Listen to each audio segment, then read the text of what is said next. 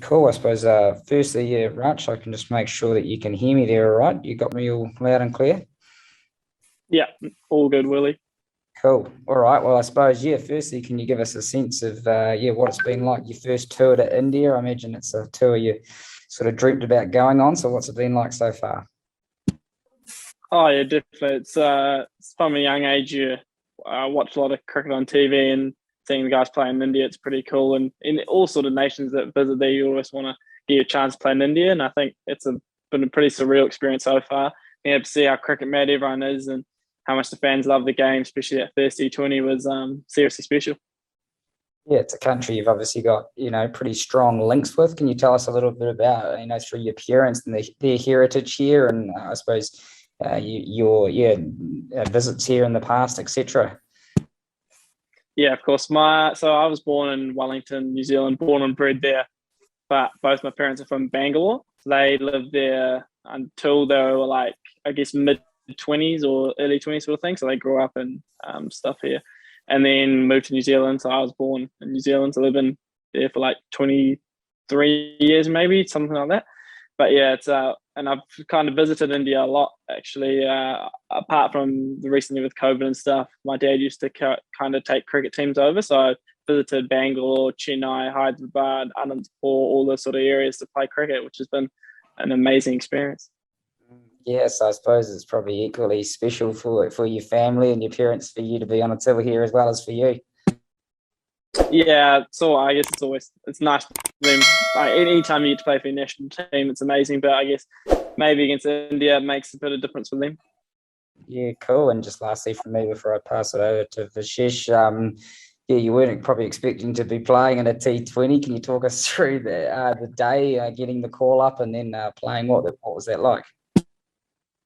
Yeah, it was a bit crazy. Obviously, I'd been preparing for a lot of the like Test cricket over the last week or so, and so Nish ended up having a bit of a tummy bug, and Steady came to me at bus and said, "Look, you might be playing, so take it a little bit easy at training." I was like, "Okay, that's a little bit random."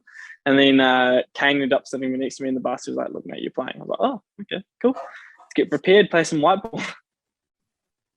Yeah, absolutely. And just lastly, yeah, I mean, you're in the game as well, catching out Rohit Sharma. And what was it like to be out there and, have a full crowd? I imagine it was quite an atmosphere.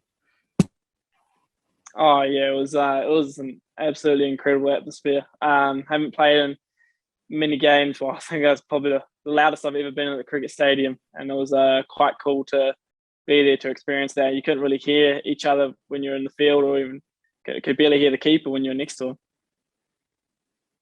Yeah, no, that sounds great, mate. Hey, look, I'll pass it across to Vishesh and then we can go from there. Thanks, guys. Hi, Rachin. I just wanted to ask that at this time of the year, dew plays a big role in Indian pitches. Are you guys having any special sessions to tackle the dew? I think obviously Indian conditions are completely different to what we get in New Zealand, but I guess it is quite hard to tackle the dew factors. We don't get sort of night games, but I think it's just about trying to adapt to that and see what we get given. Obviously, the guys in the UAE with T20 World Cup experience, bit of that. But I think it's just about trying to manage that as a group and understanding what we might need to do differently. And Rachin, my follow-up would be when the games are so quick and fast, is it easier to forget about the result that happened in the previous game and guys can focus on the challenge ahead? I guess so in T20 cricket it can happen like that, but I think it's important, like especially for this group. I think the guys have been doing it for a very long time that we do learn from those sort of experiences and whatever sort of challenges that come up against us, we are always trying to get better and always trying to win games of cricket. So in that way, yeah, I guess it is quite a quick turnaround, but we make sure to ensure we're learning from every single win or loss. Thanks, Rachin. Best of luck for the next T20. Sorry, could I hear that again? I said thanks. Best of luck for the next T20. Oh, no, cheers. Thank you so much. Cool. We'll go to Kaushik next. Kaushik. Yeah, hi. Rachin, you have seen the Indian spinners in close quarters. What do you reckon of our Oshin, and have you picked up any tricks from him, or are you in conversation with any of the Indian cricketers? cricketers to get some tips and tricks? For a very long time, and they're like world-class bowlers, especially Ashwin. He's got an incredible record and he's been around for a very long time, and his variations are incredible. But now, personally, I have not been in touch, but love to pick his brains at any time. But yeah, he's an incredible bowler, and he showed it in that first T20. Okay, thanks a lot. Good evening, Rachin. Niharika Rana this side. My question for you is that this is a very short T20 series, 3 games being played over 5 days. So how do you manage your rest time in such a short period so that you can get yourself fit for the next game? Yeah, it is quite a tightly jammed schedule, especially after T20 World Cup and everything for those guys. But I think it's about managing that and understanding, look, you might not be able to get as many training sessions in as you like and stuff, but prioritizing your rest and do what makes you, I guess, happy, and you can take your mind a little bit off the game, but also trying to manage that and remember that there's still games to go in the series.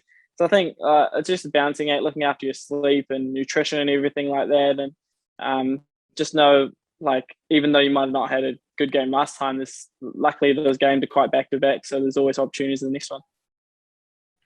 Thanks. Good luck for the next game. Thank you so much.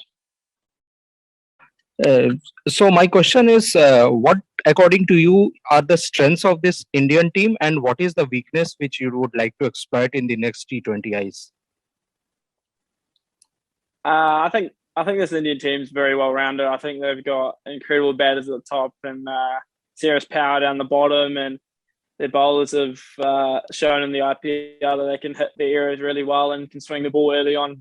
And the new ball, and especially the spinners, can kind of dictate through the middle. I wouldn't say there's any sort of weakness, but like I said before, they're a world-class team, so I think we can't take any of that for granted and stuff. But I think if we play our game, then we should be all right. But yeah, they're a pretty good team. Thanks. Rachin, this is about the Indian coach Rahul Dravid. Like, from the stories which you read about you, your father named you based on Rahul's name. Like, Rachin is a mix of Rahul and Sachin. The story we've heard.